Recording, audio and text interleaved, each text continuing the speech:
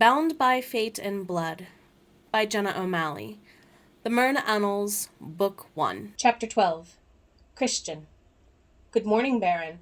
I hoped you might join me for a cup of warmth. Christian noticed the other male's Swiss accent. Vovry? Yes, sir. A bright smile revealed a bottom and top set of fangs instead of the single pair vampires sported. The tops were longer than the bottoms, but they did not distort his face. Christian, please. How fares the morning crew? He accepted the mug Vovry offered before shaking hands. Glad to be working again. Chief Ada ordered a day and night's rest for us. Vovry gestured for Christian to follow. He hesitated, noticing how newborn sunlight danced in shimmering patterns against Vovry's skin. I thought all sunwalkers were human. Humanoid. Like our beloved Ine Merna, Lee and Harumi, one not in their catkin forms. Your childhood terror stories recount tales of Leek and Merna. The French influences on Vovry's pronunciations dominated sacred words. A new world existed without sea travel outside of Europe and right under humankind's nose. I've heard of fairies in the others, Christian said. Were there once more than 5? There are a few, Vovry replied. Others, such as Marin Merna, or as you sailors call them, mermaids, no longer exist according to our history. Vovry motioned for Christian to walk at his side. And which would you be? Vovry grasped a rope to the main mast. He moved as though he levitated. Draco. You shift into a dragon? No, such abilities were lost before humans ruined the balance between mortal and immortal populations.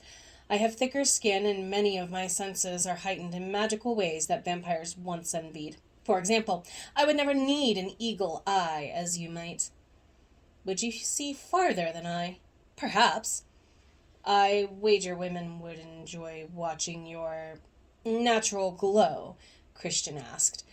I cover what skin I can when I am ashore, Vovry shrugged, the wind catching the ponytail racing down his back. More of them enjoyed my Swiss Guard stories once upon a time, but I suspected they preferred I had sprouted wings of which only I dream. Do any Merna have them? Fairies can be blessed with wings, but hunters enjoy cutting them off. Christian accepted a hand pulling him into the crow's nest. They would make climbing up here easier. Malice would use it as an excuse to assign more duties. Vovry scouted the horizon as Christian took in the strumpet's sun-kissed glory. The discussion focused on detailing who did what among the day crew. Hours passed in minutes. Christian concluded, I understand why Malice calls them a brigand. Of merry misfits, never forget the whole phrase, unless you spike the great Irish ire. Christian snorted at Vovry's dripping sarcasm. She sounds like a volcano. The Swiss archer looked down from the crow's nest and continued, the real volcano to be wary of is Nephtyri. I see the pressing hour brings painful sun, and it also brings us a cat in her basket. One you might recognize. Pardon? Christian asked. Wait down there, Lee. They joined the feminine shifter on the deck in minutes. Lee had changed her attire to more exotic, flowing robes. She purred, I hope you two conjured an appetite up there. Any changes? Vovry pulled up a pair of boxes and gestured for Christian to take one. Not until we land in Flanders, Lee winked. We have the makings of a swift and silent journey. She arranged food from her basket on a broken plank over some barrels. Christian felt a sense of ceremony occupied her movements while preparing their plates and mugs for a meal. He guessed Lee, the man, continually performed a servant's tasks out of displaying care for those she, the catkin, now treasured. The night crew should hasten our travel as Madame Malice predicts. Christian accepted Vovry's nod as an agreement. Lee said Harumi helps the process along by singing. Is this by magic? Yes, we all have our abilities. Harumi song weaves. Malice's affinity for navigation in human life affords her those heightened senses as a vampire, and she has a penchant for working well with water in battle, Lee fondly said. Cryo Shimon provides able healing, and Maria helps when she can escape the galley. Vovry thanked Lee for the food and uttered a prayer. It ended fast, and he joined the conversation. As Malice does for the crew, each elder finds a role for everybody, so they fit in sooner rather than later. Christian admitted, I appreciate the sentiment of earning my keep. Bovary jabbed a crust of bread at Christian for emphasis. Do not let her hear you say such blasphemous words so loudly. It raises the bar too high for others, savvy? Lee chuckled and joined them with her plate and drink after pulling over an upside-down bucket. She sat with her legs curled to her side. Bovary enjoys easy days at sea. With courage and fidelity. Your fierceness and faith will kill you eventually. Lee slanted a teasing glare at her friend, especially concerning a certain Maria. We have our vows to consider, Bovary deflected with a lizard-like growl. The longer you lie to yourself, the longer she will desire Abraxas, Lee shrugged. Christian shook his head at their family-like banter. He still questioned what kind of reality he was in. Lee reached out and laid a comforting hand on his knee. Forgive our rambling friend. What worries can we ease? What should I expect in Flanders? I do not have many details yet. I believe a trial waits. How do I stand accused? Bovary cleared his throat after scarfing down the remainder of his meal and chugging his drink. When he extended an empty mug to Lee, she filled it. Orange Chiffé Rochelle is a great leader. She has a strained council of elders bickering with one another at every whim. Your existence complicates things for her. How, we are not certain, as Chiffera Nephtyri and Creo Shimon seek the knowledge.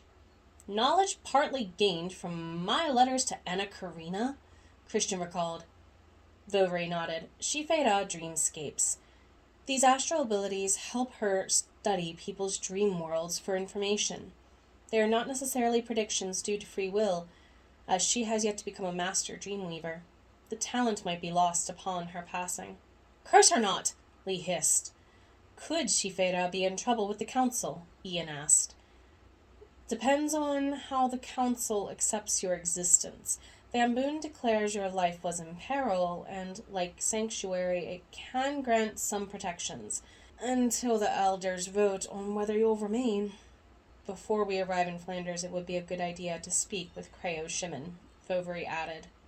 Is my sunburn that apparent? Christian asked. No, he might be able to perform tests. Yes, that and the tests. We examine them, and we bring forth newcomers, mostly to track for blood ties to Hunter and Merna families.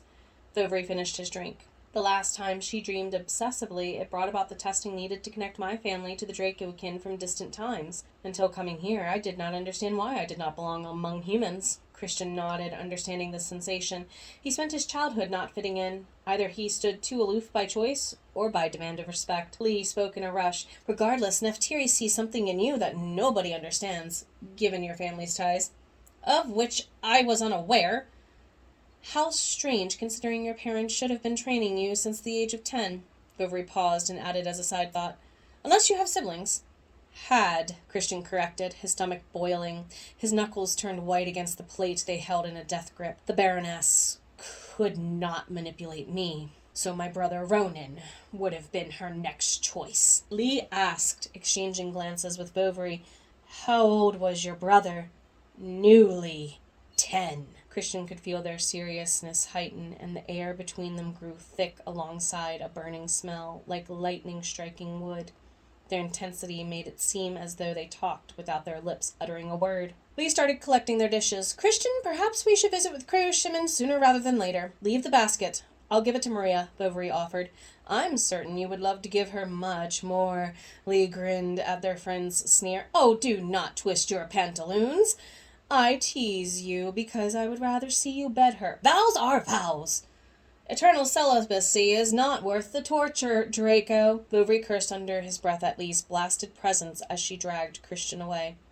Bovary likes Maria, and our former nun refuses to drop her vows for any male, regardless of species, until Abraxas claims her maidenhood. Lee wagged a finger at the Scots snort. Christian, do you not think we don't have romantic needs? I suppose your preferences don't strike anybody as strange, judging by that question. I don't mean to be rude. I can tell you're, as my father once said, straddling the line between masculine and not. I do say, you're on the mark and yet quite off. Lee leveled a sarcastic look at him before letting it melt into feminine coyness. None such informal questions around Creo Shimon, though. Mind your manners. They ducked inside the small room packed with potions, herbs, and books. Is Bovary visiting with Maria again? Yes, Creo Shimon. Lee gestured for Christian to approach without hesitation. When he mimed questions she cared not to answer, she pointed at Shimon's back. She needs to rest during the day as much as us night-timers much. Of course, Creo, Christian whispered to Lee, but she tossed a satchel of cinnamon into his face. It fell to the table with a resounding thud and the essence of his annoyance. Shimon chuckled and addressed a second table littered with items Christian did not recognize. So you are indeed the one causing so much chaos in our otherwise calm coven. I hear Frey found you admirable until he confirmed your identity with Nephtyri. Lee dropped the mortar and pestle, and she was unable to save powdered herbs from flittering to the floor. Shimon cursed, using Nephtyri's favorite words in Merna. Be gentle. We don't know when we can return to London for some of those items. If not for Christian and Shifeda, we would not have most of them. She uttered, My apologies, Creo. Regarding your role with us, Baron Sinclair, I assume you have questions, and not everyone answers them as candidly as I or Lee. Christian bowed at the waistline in gratitude and accepted a gesture to sit. Thank you, sir.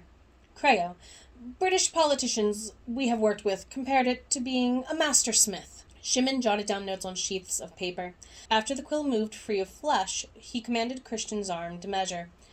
A master of what? Christian hesitated to let Shimon control his movement enough to dictate in-depth notes. Shimon spoke of his title as if he were nothing special. A magical technique, healing herbs, and history for all non-humans. I venture you do not understand how fascinating your existence is among our kind. I beg your pardon, Creo. I wonder when I will wake up from an illness-driven dream. Christian replied without tonal change or inflection. He did not appreciate being a spectator for somebody to circle as if he were a meal. Shimon tilted Christian's chin upward and then from side to side. You are not sleeping with those lines under your eyes. The tea Vovary gave you this morning will carry you through until the end of the day. However, Malice should afford you some time to rest. Nephtyri asked me to grind a few tea blends for you, so we will have to discuss your tastes later, Lee quipped before placing a small package wrapped in cloth next to Christian. She gave him a satchel to carry it into. This is excellent. Morokawa sends an offer to emblazon the leather satchel later. Did he make this? Ouch! That's my arm! Christian yelped as Shimon seized a singular drop of blood with a pinprick to taste. As I suspected, you have been ill recently, good sir. Lee clarified. Creo, can you tell us anything? Shimon coughed as if a wind had snapped out of his lungs, and he stumbled to catch himself on the table. Christian steadied the older male. Creo, Shimon, what do you need? Accepting the water Lee handed him after easing back into his seat with Christian's aid, Shimon collected himself. My findings are inconclusive currently. I need some samples from you before you leave, Baron. Shimon assessed the wrist Christian offered, and with Lee's help, pricked more samples and added them to a glass container. Christian emerged with tenderness in both wrists, despite Shimon having healed them over completely. Exhaustion overtook him, but duty called. Balance, price, patience. Christian made his afternoon rounds and finished his tasks. Eventually he sat alone in the crow's nest, enjoying sunlight's final hours. He managed to snag a bottle of Frey's concoction in the later evening hours. Without a drink in his hand, he wouldn't have been able to handle many more days at sea. The boredom and unchanging seascape would claw at him without the medicinal pleasantry of alcohol. Palming the locket, he took a hefty swallow of burning wine and pulled the cool metal from inside his shirt. The back of his hand wiped his lips, and he looked at the locket's intricate lines. Anna, I will tell you this wild dream one day. I promise. If I ever wake up.